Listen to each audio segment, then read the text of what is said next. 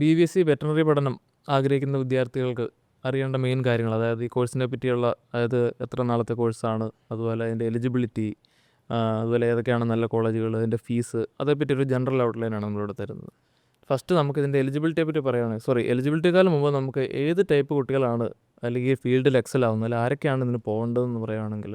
അതെ, നമ്മളൊരു വർഷം ഒരു 150+ സ്റ്റുഡൻസിനെ BVScക്ക് അഡ്മിറ്റ് ചെയ്യുന്നതാണ്.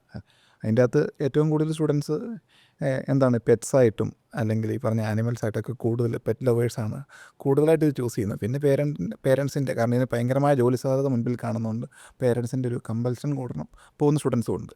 അതായത് നിങ്ങൾ ഏതെങ്കിലും ഒരു കോഴ്സ് എടുക്കാൻ വേണ്ടി വെറ്ററിനറിക്ക് പോകാതെ ആക്ച്വലി സ്റ്റുഡൻസുമാരുടെ പേരൻസും ജസ്റ്റ് ഒന്ന് ചെക്ക് ചെയ്യുക. അപ്പം പെറ്റ്സിനോടൊക്കെ നല്ല രീതിയിൽ താല്പര്യമുള്ളവരാണ്, അല്ലെങ്കിൽ ചെറുപ്പം തൊട്ടേ ആ ഒരു ഫീൽഡിലേക്ക് ഇൻട്രസ്റ്റ് കാണിക്കുന്നവരാണെങ്കിൽ അവർ എക്സൽ ചെയ്യാം ഈ ഫീൽഡിൽ. അതെ, അവർക്കാണത് കൂടുതൽ ആപ്റ്റ് ആകുന്നത്.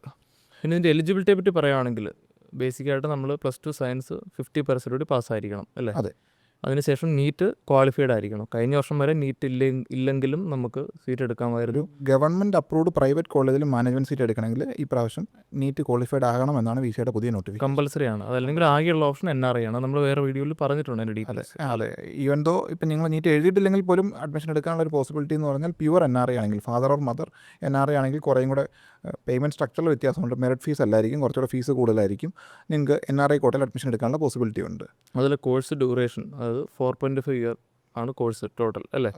പിന്നെ +1 ഇയർ ഹൗസ് റെസിഡൻസി. ഇന്ത്യയിൽ എവിടെ അതാണ് നോർമൽ ഫോർമാറ്റ് എന്ന് പറയുന്നത്. നമ്മുടെ ഇവിടെ കേരളത്തിൽ ഉള്ള വെറ്റിനറി കോളേജിൽ സെയിം ഇത് തന്നെയാണ്. VCയുടെ അണ്ടറിലാണ് എല്ലാ കോളേജും വരുന്നത്. സോ അത് തന്നെയാണ് പ്രൈവറ്റിലും അവിടുത്തെ ഗവൺമെൻറ് കോളേജിലും ഫോളോ അപ്പ് ചെയ്യുന്നത്. ഓക്കെ. പിന്നെ ഇതിൻ്റെ അപ്രൂവൽ എന്ന് പറയുന്നത്, അല്ലെങ്കിൽ അതിൻ്റെ അഫിലിയേഷൻ എന്ന് പറയുന്നത്, അത് veterinary council of India through ഉള്ള അഫിലിയേഷൻ തന്നെ ആയിരിക്കണം അല്ലേ? അതെ, വെറ്റിനറി കൗൺസിൽ ഓഫ് ഇന്ത്യയാണ് ഓരോ കോളേജിനെ റെക്കഗ്നൈസ് ചെയ്യുന്നത്. അതുപോലെ തന്നെ ഡീംഡ് കോളേജ് അവരുടെ സ്വന്തം പ്രൈവറ്റ് യൂണിവേഴ്സിറ്റിയിലേക്കാണ് അഫിലിയേറ്റ് ചെയ്തേക്കുന്നത്. അതേസമയത്ത് നമ്മുടെ ഗവൺമെൻറ് സെക്ടറിലുള്ള യൂണിവേഴ്സിറ്റിയിലേക്ക് അഫിലിയേറ്റ് ചെയ്തേക്കുന്ന പ്രൈവറ്റ് കോളേജും ഉണ്ട്. അതാണ് നമ്പറിൽ കൂടുതൽ സേഫും അതായിരിക്കും. കാരണം നിങ്ങളുടെ ഫീസിൻ്റെ കാര്യത്തിലും അതുപോലെ തന്നെ നിങ്ങളുടെ ഒരു ടീച്ചിങ് ക്വാളിറ്റിയുടെ കാര്യത്തിലേക്ക് അതായിരിക്കും കുറച്ചും കൂടെ ബെറ്റർ.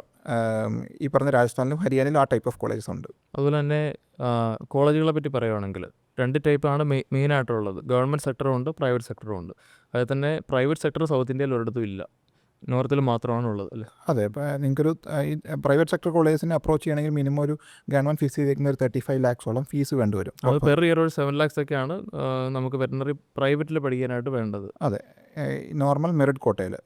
നീറ്റ് എഴുതാണ്ട് വരുന്ന NRI കോട്ടയാണെങ്കിൽ ഫീസസും ഒരു 50 lakhs പോയേക്കാം.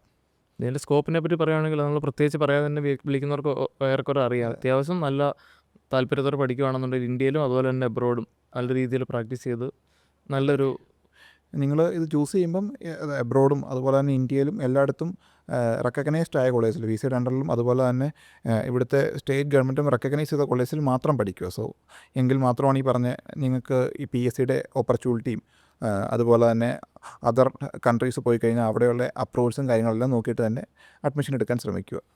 വെറ്ററിനറി കൗൺസിൽ വെറ്ററിനറി അഡ്മിഷനെ പറ്റിയുള്ളൊരു ജനറൽ ഔട്ട്ലൈനാണ് നമ്മളിവിടെ പറഞ്ഞത്. എന്തെങ്കിലും എക്സ്ട്രാ നിങ്ങൾക്ക് ഡൗട്ട് ഉണ്ടെങ്കിൽ നമ്മളെ കോൺടാക്ട് ചെയ്യാം. അതെ, താങ്ക് യു.